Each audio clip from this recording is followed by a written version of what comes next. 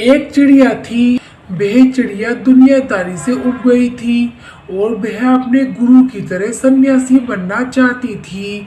उसने अपने परिवार को सब बात बताई तो सभी ने मना कर दिया और कहा कि हम आपसे बहुत प्यार करते हैं।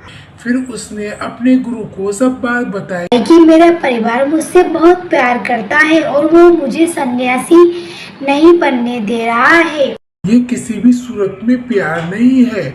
गुरु ने उसे बहुत समझाया पर चिड़िया नहीं मानी। उसके बाद गुरु ने उसे योग विद्या सिखाई जिससे वह अपनी सांसें रोककर मुर्दे जैसी अवस्था में घंटों तक रह सकता था।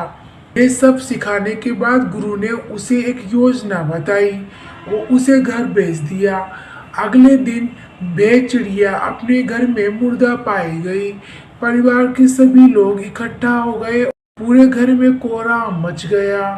कुछ ही देर बाद उस चिड़िया के गुरु भी वहां पहुंचे और चिड़िया के सबको देखा। गुरुजी ने कहा, इस चिड़िया को अपनी विद्या से जिंदा कर सकता हूँ। ये बात सुनकर घर के सभी लोग बहुत खुश हो गए। सन्यासी जी, आप ये काम जल्दी करें। एक समस्या है। इस कार्य के लिए परिवार के किसी अन्य सदस्य को अपनी प्राण को त्याग देना होगा। यह सुनकर सभी लोगों की सांसें रुक गई और सभी ने प्राण त्यागने के लिए मना कर दिया। फिर उस चिड़िया के पति से कहा, अगर ये नहीं रहे तुम कैसे जियोगे? उसके पति ने तुरंत जवाब दिया, मैं इसके बगैर भी जी लूंगा। उन्हें उस चिड़िया के बच्चों से भी सवाल किया। उनका भी जवाब यही था। फिर यही सवाल उस चिड़िया के माता पिता से किया। उनका जवाब भी यही था। इसके बाद गुरु उस चिड़िया के सबके पास गए और बोले, हे चिड़िया, तुम उठ खड़े हो जाओ। फिर उसके गुरु वहां से जाने लगे।